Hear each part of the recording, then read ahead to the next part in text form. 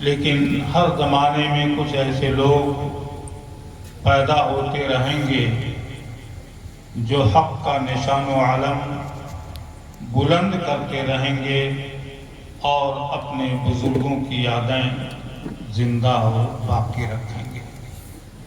وہ قوم بہت ہی محروم القسمت ہے جو اپنے محسنوں کا احسان بھول جائے۔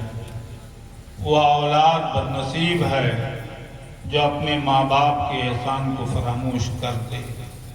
وہ طلبہ بڑے ناکارہ ہیں جو اپنے اساتذہ کے نافرمان ہو کر ان کی یادوں کو بھول جائیں۔ تو جب ہمہ اور شمع کا یہ حال ہے تو جس کا زمانے پر احسان ہو اور جس نے روئے زمین کی ایک چھوٹی سی آبادی میں رہتے ہوئے پورے عالم اسلام کو منور کیا اور عالمی پیمانے پر قوم کی رہنمائی کی، وہ ضرور اس بات کا مستحق ہے کہ ہم اس کی بارگاہ میں خراج عقیدت پیش کریں۔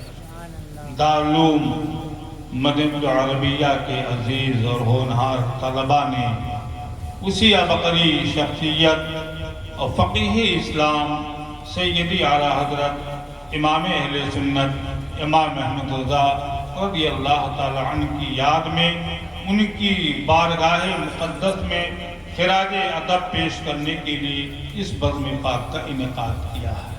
پروردگارہ ان طلباء کے سینوں میں ان کی اور علماء اہل سنت کی مزید محبت جاگزی فرما اور اپنے اکابر کی بارگاہ کا ادب شناس فرما۔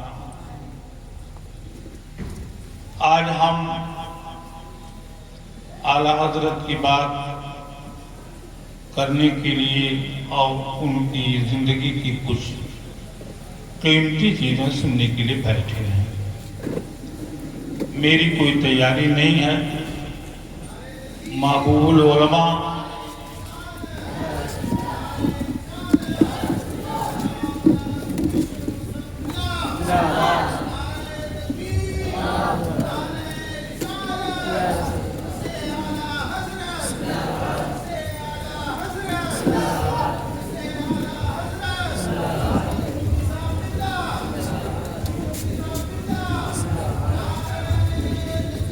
اللہ اکبر یا رسول اللہ۔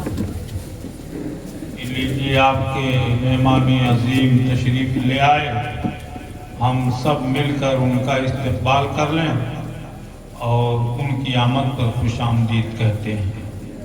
آپ حضرات تشریف رکھیں، بس تھوڑی دیر کے بعد آپ کے دو معزز مہمان آپ کے روبرو ہوں گے۔ مفتی صاحب اللہ اجازت ہو تو شاہی کروں۔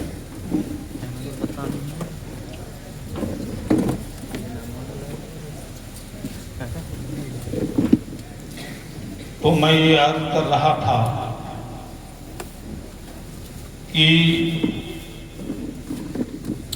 یہ عزیز طلباء اپنے اسی امام اور محسن عظیم کی خدمت میں خراج عقیدت پیش کرنے کی غرض سے اس جلسے کا انعقاد کیے۔ ان کا یہ عمل نہایت ہی مبارک و محمود ہے اور ضرورت ہے کہ ہم اپنے ان تمام اکابرین کے شکر گزار بن کر رہیں جنہوں نے قوم ملت کی خدمت کی اور ہم پر احسان کیا۔ امام احمد رضا فاضل بریلوی علیہ رحمت الرضوان کی عبقری شخصیت وہ شخصیت ہے کہ ہماری منہ میں وہ زبان نہیں کہ ہم ان کا تعارف کرا سکیں۔ سچائی یہی ہے، اس میں کوئی خاکساری نہیں ہے۔ آپ کے جوار کے ایک بڑے عظیم قائد گزرے ہیں جنہیں دنیا سنیت میں علماء کے درمیان محدث اعظم ہند کے نام سے جانا جاتا ہے۔ اور آپ کو قریب کر دوں، شیخ الاسلام علامہ سید مدنی میاں، علامہ سید ہاشمی میاں کے والد گرامی تھے۔ یہ بریلی شریف علم دین حاصل کرنے کے لیے حاضر ہوئے، اعلیٰ حضرت کی شاگردی اختیار کیا، قریب سے اعلیٰ حضرت کو انہوں نے دیکھا، پڑھا، ان کی سیرت و صورت، ان کی کتاب سب اس کو دیکھا، اور جو پوری زندگی میں دیکھا تھا چند سطروں میں انہوں نے اسے لکھا۔ فرماتے ہیں اعلیٰ حضرت اتنے بڑے محدث تھے کہ فقہ حنفی کی ماخذ جتنی حدیثیں ہیں ان تمام حدیثوں پر عبور حاصل تھا امام احمد رضا۔ چند حدیثیں نہیں ہیں، فقہ حنفی کی تائید میں نہیں بلکہ فقہ حنفی کے ماخذ کی جو حیثیت حدیثیں رکھتی ہیں ان کی تعداد ہزاروں ہے، اور ان ہزاروں احادیث پر امام احمد رضا فاضل بریلوی علی رحمت و رضوان کی نظر ہی صرف نہیں تھی بلکہ انہیں ان پر عبور حاصل تھا۔ اور صرف اتنا ہی نہیں لکھتے ہیں، فرماتے ہیں مسلک حنفی پر دوسرے مسالک کی جانب سے اٹھنے والے اعتراضات یا بظاہر احادیث کا تعارض اگر کہیں نظر آتا تو اس کے رد بلیغ پر بھی ان کی نظر ہوتی تھی۔ یہ علم حدیث میں مختصر سا ان کا تعارف محدث اعظم ہند نے کیا، میں اس کا ایک خلاصہ آپ کے سامنے بیان کروں۔ اور اپنے اگر اعلیٰ حضرت کو اعلیٰ حضرت کہیں یہ کوئی عجب نہیں، ہر اپنا اپنے کی بڑائی کرتا ہی ہے، بہتر تو یہ ہے کہ دوسرے کریں، اپنے نہیں۔ دارالعلوم دیوبند سے جماعت علماء کی نکلی جنہوں نے لکھنؤ میں قیام کیا اور لکھنؤ میں ایک کمیٹی بنا کر دارالعلوم ندوۃ العلماء قائم کیا۔ پہلی مجلس شورا میں سیدی امام اعلیٰ حضرت بھی تشریف لائے تھے، لیکن جب انہیں محسوس ہوا کہ یہاں صلح کلیت کی بو آتی ہے اور یہ گمراہ کن خیالات رکھتے ہیں، تو آپ نے اس مجلس میں جانے سے انکار فرما دیا، اور جتنے ممبران تھے خاص طور سے علماء جو تھے ان کے رد میں ہمیشہ آپ لکھتے بولتے رہے، انہیں صلح کلی کہتے رہے اور ان کی گمراہیت کا پردہ چاک کرتے رہے۔ اس عظیم دارالعلوم کے بانی مولانا ابو الحسن ندوی، علی میاں ندوی، اپنی کتاب میں اعلیٰ حضرت عظیم البرکت رضی اللہ تعالی عنہ کا تعارف جو کراتے ہیں وہ یوں کراتے ہیں کہ فقہ حنفی میں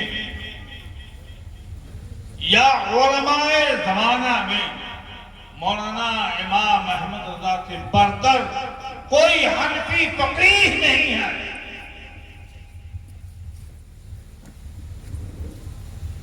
یہ ان کے تاثرات ہیں۔ دارالعلوم ندوۃ العلماء کے بانی، بڑی کتابوں کے مصنف ہیں، وہ خود بھی بڑے عالم تھے، خاندان عالم ہے، لیکن ان کا کہنا ہے کہ احناف میں دور حاضر میں اگر کوئی فقیہ اعظم کی حیثیت رکھتا ہے اور حنفی متبع ہر عالم کسی کو کہا جا سکتا ہے تو بریلی کے مولانا امام احمد رضا، پاکستان سے مولانا کوثر نیازی ہندوستان آئے، بہت سے مدارس کا دورہ کیا، اسی میں انہوں نے دارالعلوم ندوۃ العلماء کا بھی دورہ کیا۔ تو علماء ندوہ ان کی ضیافت میں لگے رہے، ادارہ دکھائے. وہ بہت بڑا ہال ہے ندوہ میں. اس ہال میں ان کو لے گئے تو ایک چارٹ لگا ہوا ہے بہت بڑا اس ہال میں. اس چارٹ پر ہندوستان کے معتبر مستند متبحر علماء کا نام لکھا ہے. وہ ہمارا ہم خیال ادارہ نہیں ہے، بریلوی مطلب کا ادارہ نہیں ہے، بلکہ وہ دوسرے خیال کا ادارہ ہے.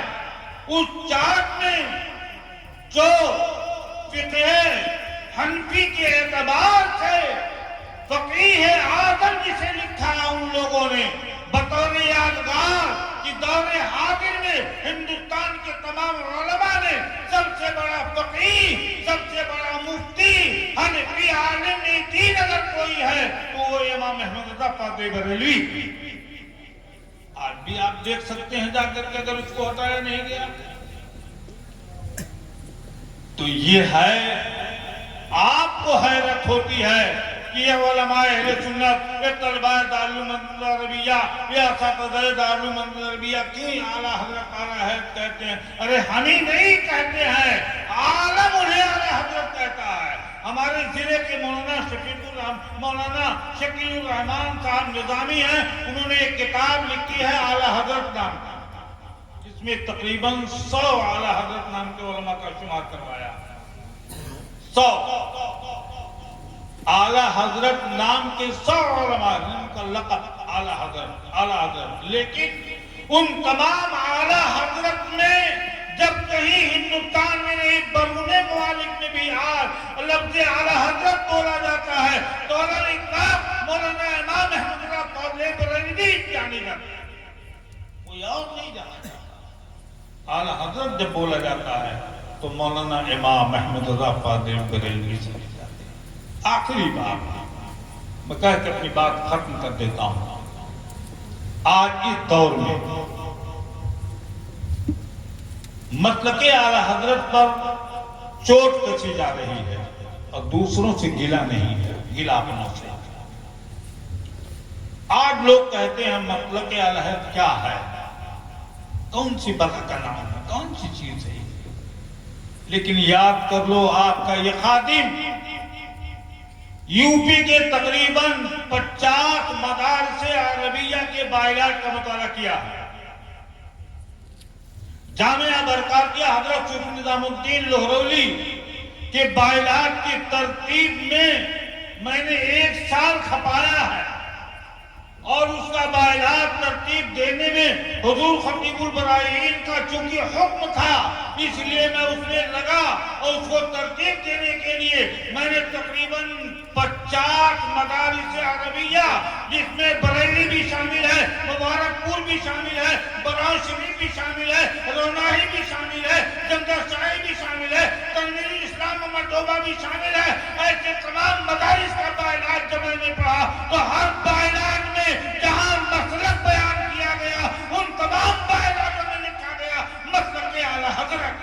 نعرہ تکبیر، نعرہ رسالت، علماء اہل سنت، علماء اہل سنت، مسلک اعلیٰ حضرت، نعرہ تکبیر، نعرہ رسالت. دارالعلوم فیض الرسول آج کا نہیں ہے، جامعہ اشرفیہ آج کا نہیں ہے، دارالعلوم علیمیہ آج کا نہیں ہے، جامعہ اسلامیہ روناہی آج کا نہیں ہے، تنویر الاسلام مردوبہ آج کا نہیں ہے. ہمارے اکابرین نے اسے قائم کیا اور ان اکابرین نے اپنے ادارے کے بائیلاٹ میں یہ لکھا کہ اس مسلک کا اس ادارے کا مسلک اعلیٰ حضرت ہوگا.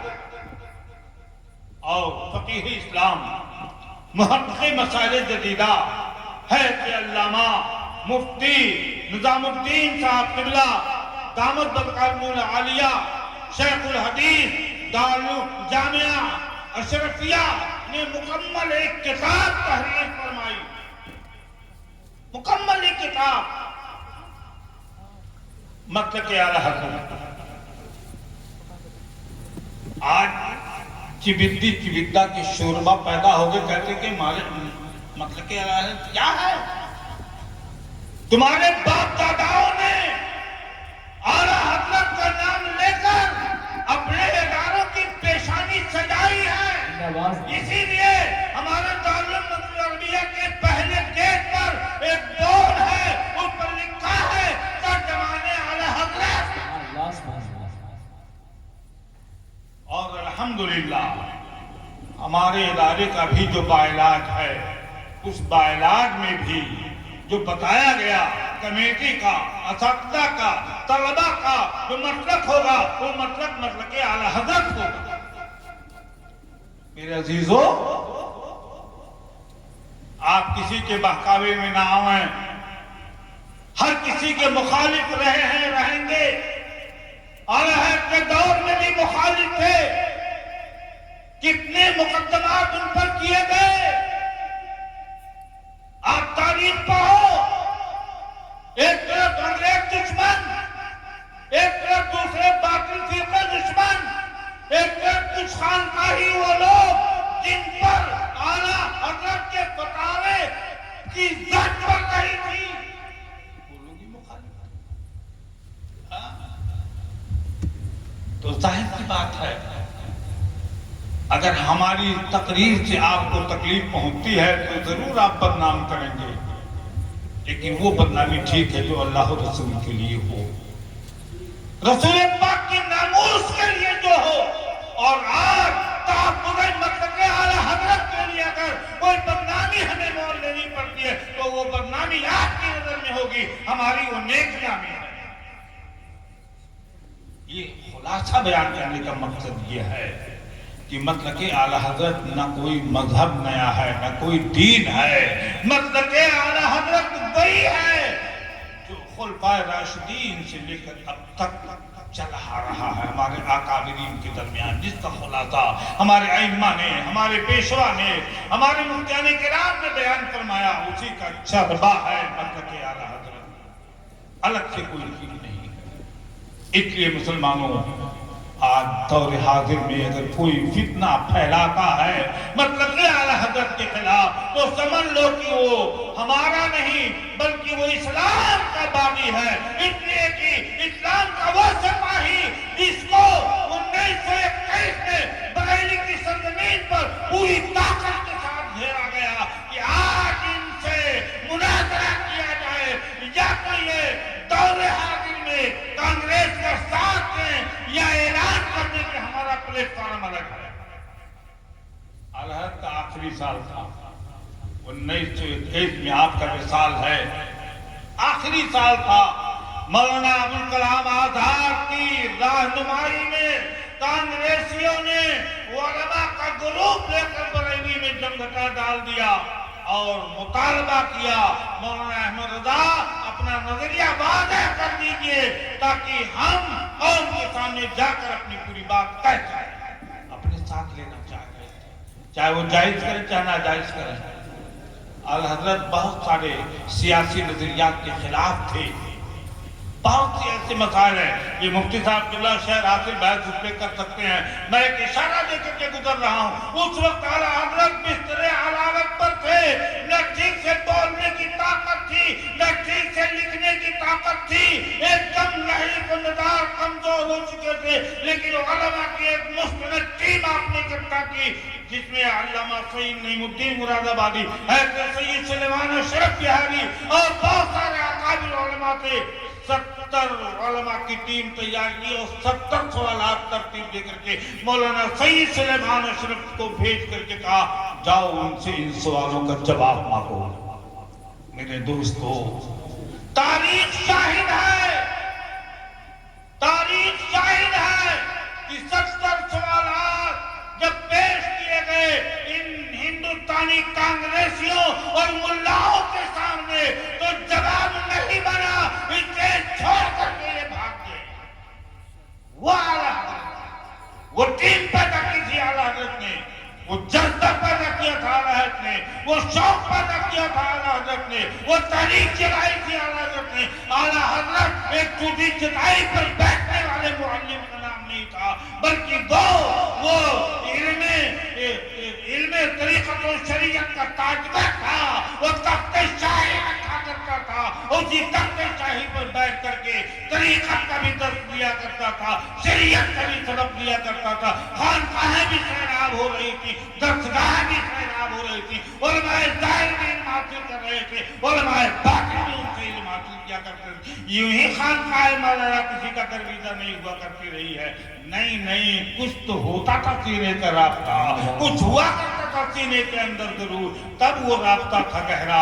ایک جزر گرامی وقار امام اہل سنت باقر بریلوی امام احمد اللہ خان باقر بریلوی علی رحمۃ رضوان کی بارگاہ محبت میں عزیز طلباء نے، دارالعلوم مدینہ عربیہ کے طلباء نے اساتذہ کی رہنمائی میں جو کچھ خراج محبت پیش کیا ہے، مولا کریم امام اہل سنت کے صدقے اسے تو قبول فرما اور ان کے سینے میں مطلق اعلی حضرت کو گامزن فرما۔ وآخر دعوانا الحمدللہ رب العالمین۔ السلام علیکم۔